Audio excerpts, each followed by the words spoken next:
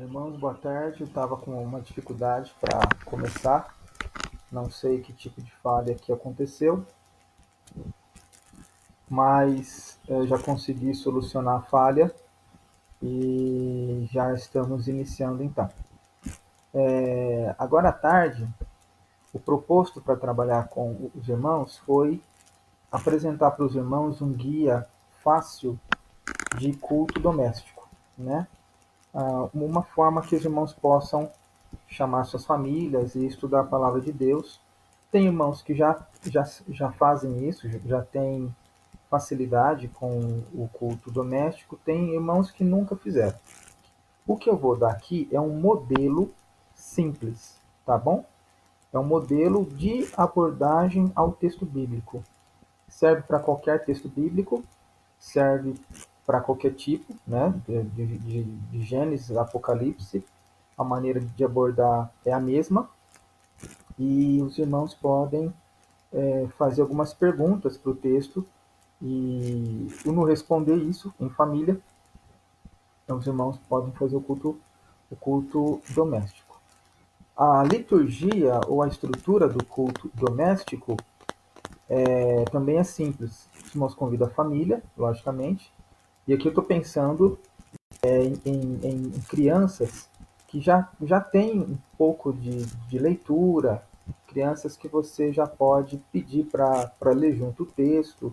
A grosso modo, a liturgia pode ser a mesma, mas o tipo de abordagem ao texto que eu vou dar aqui serve mais para crianças que já sabem ler, que podem interagir melhor com o texto bíblico na hora de fazer o culto doméstico. Então, primeiramente nós vamos orar, e em seguida eu vou passar o passo a passo do culto doméstico para poder facilitar para os irmãos, ok? Vamos orar? Senhor, nós agradecemos a Ti pelo dia que nos deu e por tudo quanto o Senhor permitiu que nós fizéssemos. Agradecemos nossa vida, agradecemos a nossa saúde, agradecemos a nossa família e pedimos a Ti, ó Deus, que nos instrua neste momento, que nos abençoe. Ensina-nos e abre o nosso entendimento para que possamos fazer um culto doméstico ao Senhor, para que nós possamos aprender mais com as nossas famílias, ensinar os nossos familiares e cultivar o hábito de ler as Escrituras em casa, de orar e de estudar com os nossos. É no nome de Jesus que nós oramos. Amém. Depois desse vídeo, eu vou apresentar lá no WhatsApp da igreja outros guias, tá? Outros guias que você pode fazer com as crianças. Tem para criança pequena, tem para criança já maior.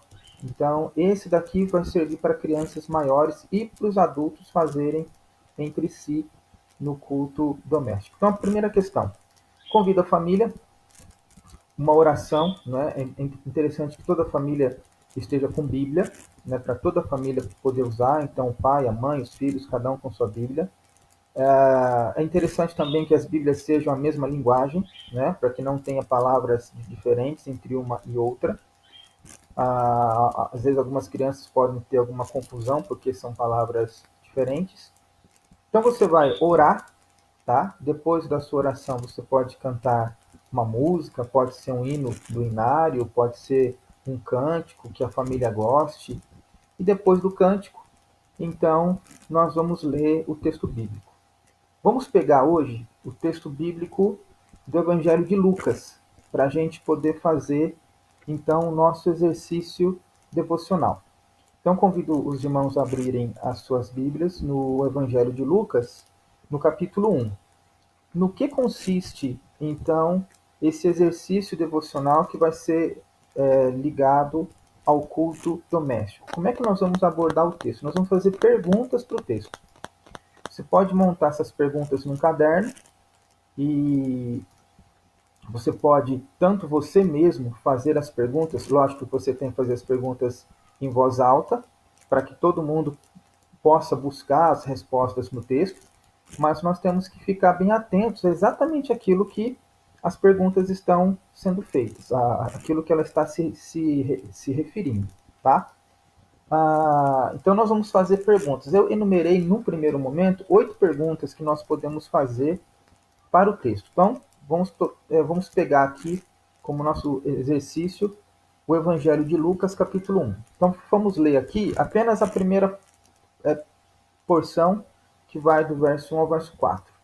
Diz assim: visto que muitos houve que empreenderam uma narração coordenada dos fatos que entre nós se realizaram, conforme nos transmitiram os que desde o princípio foram deles testemunhas oculares e ministros da palavra. Igualmente a mim me pareceu bem, depois de acurada investigação de tudo, desde sua origem, dar-te por escrito, excelentíssimo Teófilo, uma exposição em ordem, para que tenhas plena certeza das verdades que foste instruído. Então, como é que nós podemos entender esse texto aqui? Vamos fazer 8 perguntas para ele. Qual que é a primeira pergunta que nós fazemos? E aí você tem que se ater às perguntas. Qual que é a primeira pergunta? A primeira pergunta é: quem escreveu a carta ou o livro? Por que o livro? Porque pode ser o livro do Antigo Testamento, que não são cartas, né? No Antigo Testamento são livros. Você pode ter os evangelhos também, que não são considerados cartas. E você pode ter outros tipos de textos bíblicos que não são considerados cartas. Mas a pergunta é a mesma, tá? Então, nesse caso, quem escreveu o evangelho ou livro de Lucas? Então, o próprio nome aqui já está dizendo, Lucas, né?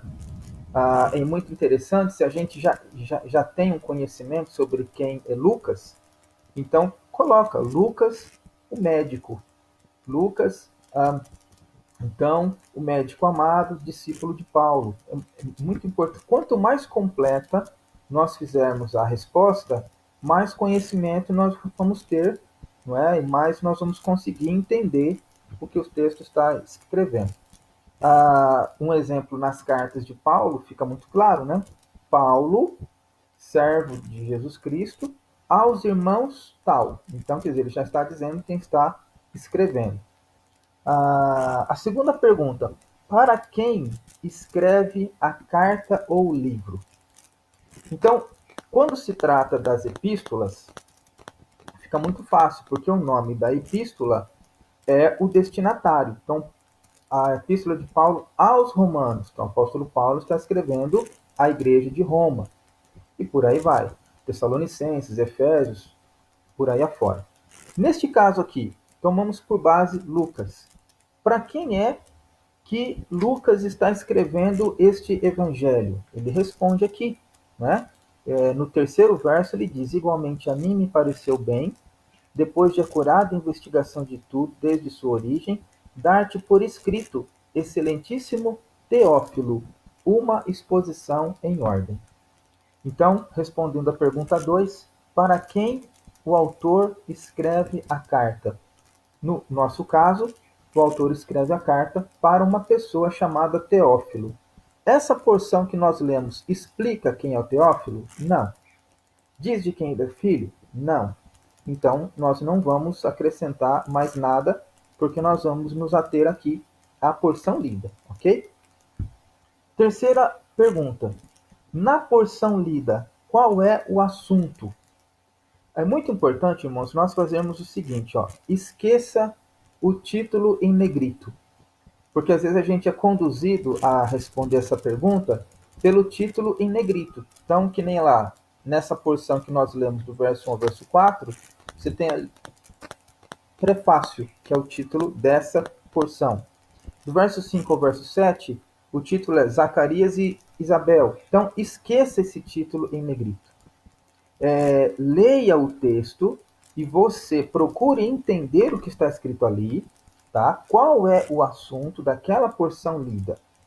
E você responde a pergunta. Então, nesse caso, na porção lida, qual é o assunto? Bem, qual que é o assunto aqui? No primeiro momento, nós entendemos o quê? Que Lucas está escrevendo para Teófilo. O que é que Lucas está escrevendo para Teófilo? Ele fala aqui no terceiro verso, olha: igualmente a mim me pareceu bem, depois de acurada investigação de tudo, desde sua origem, dar-te por escrito. excelentíssimo Teófilo, uma exposição em ordem, para que tenhas plena certeza das verdades que foste instruído. Então, qual que é o assunto desta porção lida? É a abertura de uma carta, é a abertura de um livro, que Timóteo que Lucas está endereçando a Timóteo, para Timóteo ter a plena certeza daquilo que ele foi evangelizado.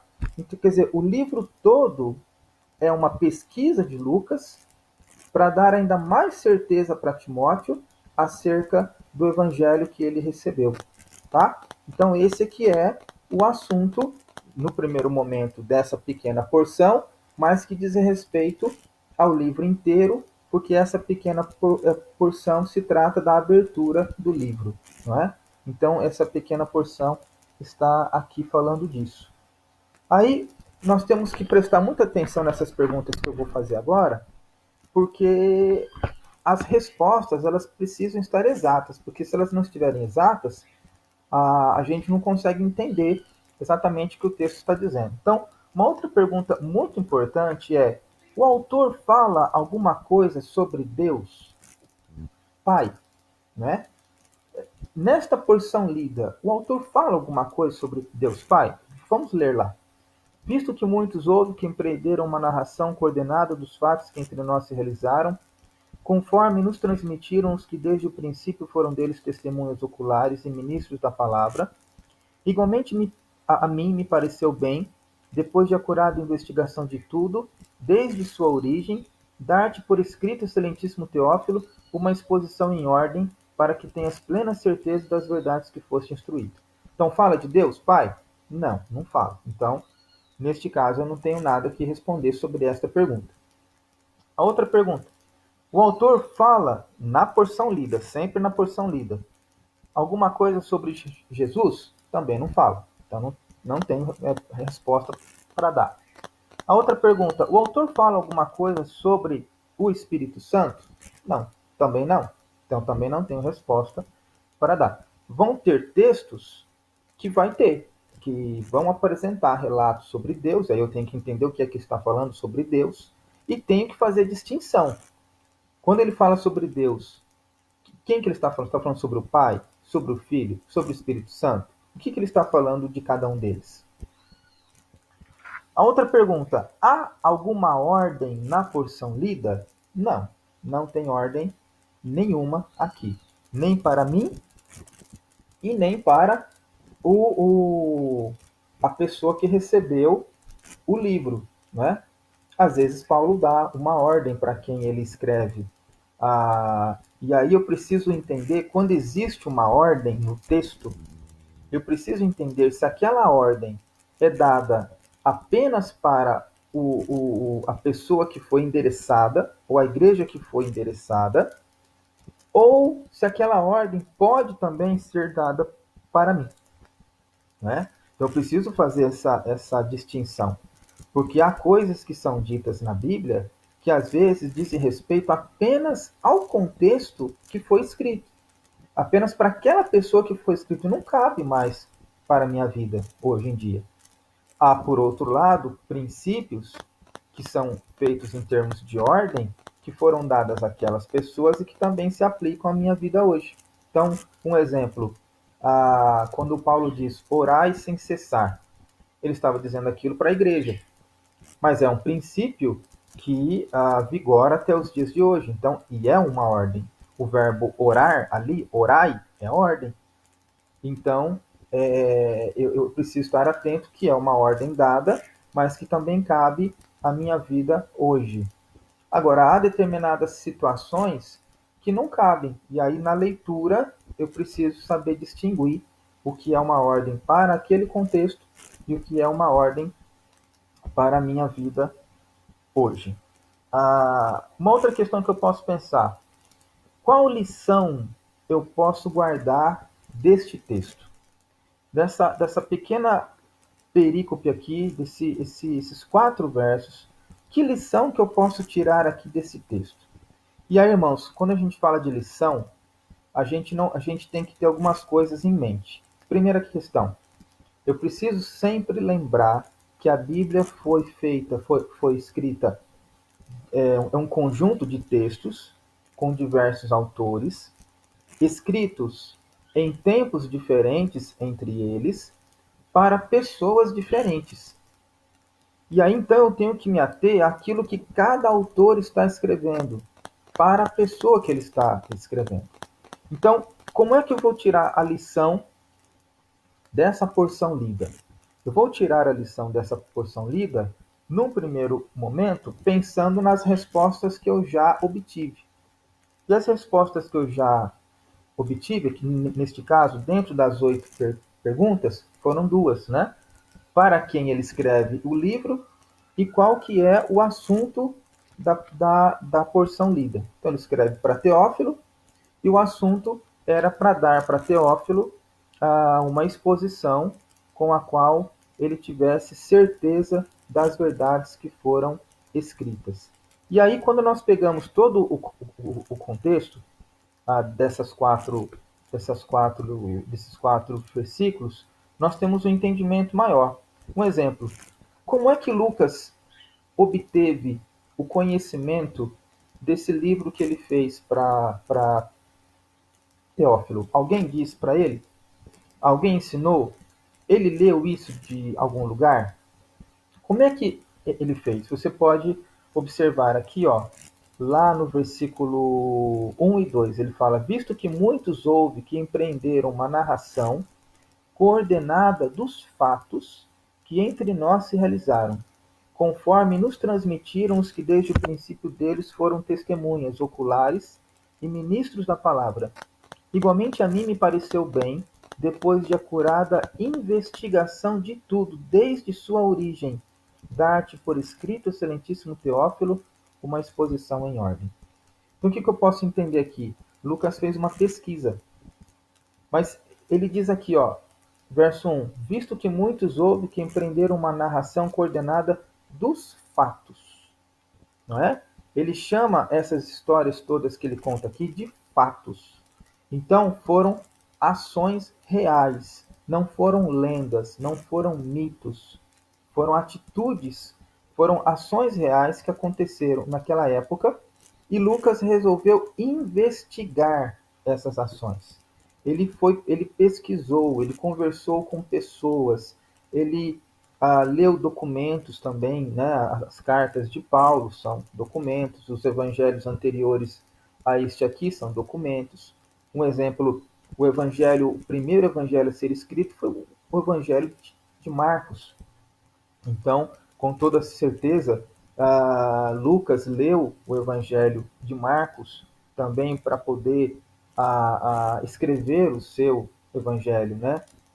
Você vê que quando nós estamos estudando os Evangelhos, há determinadas porções que você lê que aparece embaixo aquela mesma porção vista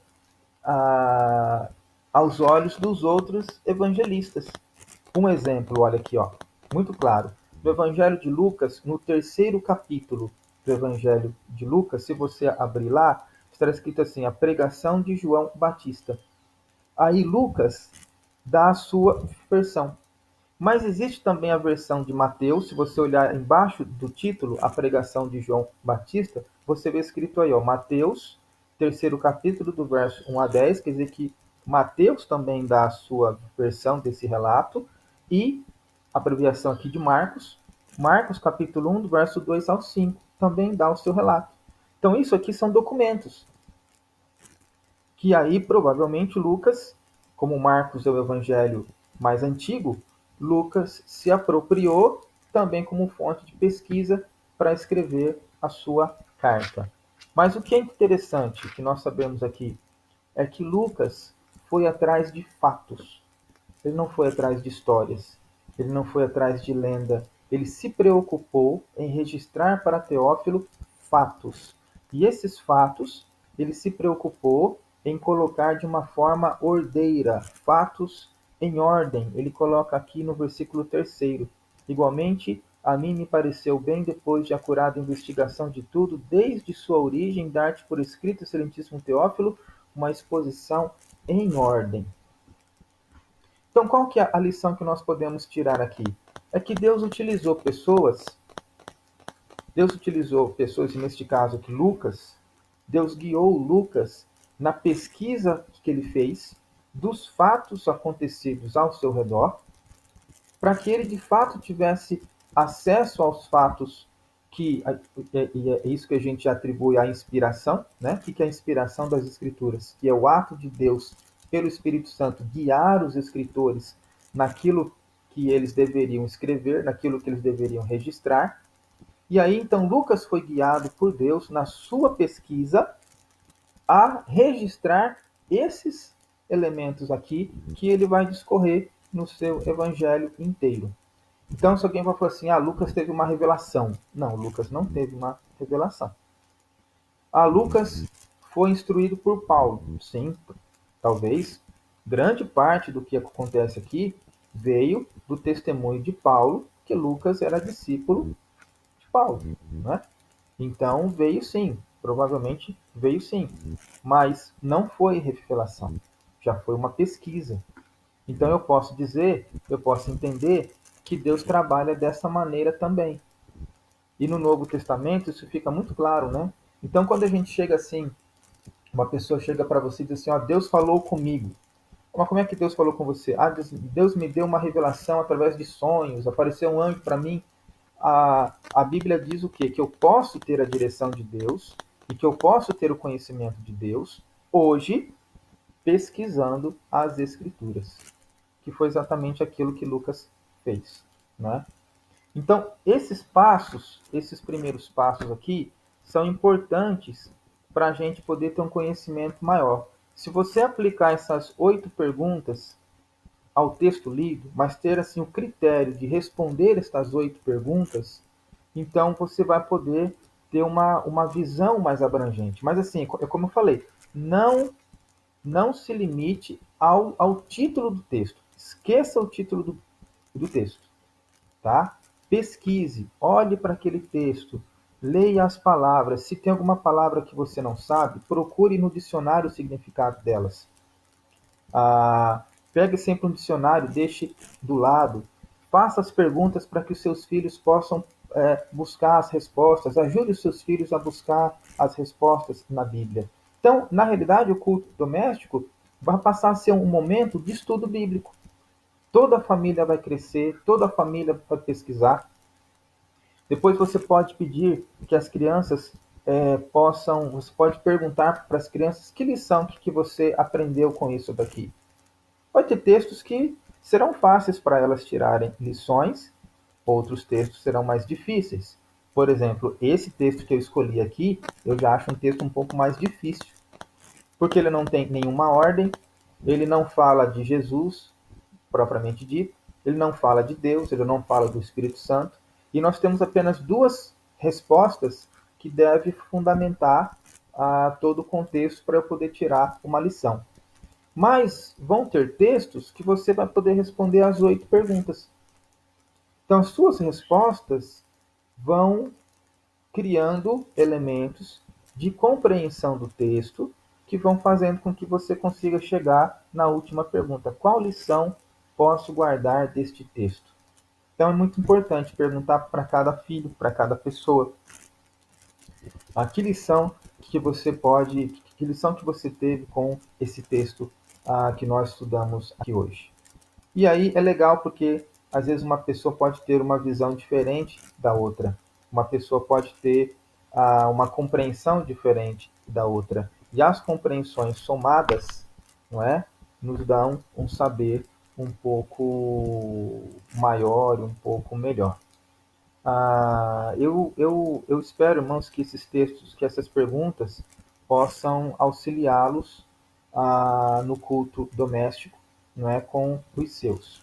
Depois, mais para frente, eu vou fazer outro método, tá? Outras perguntas para outros tipos de texto que possam também ajudar.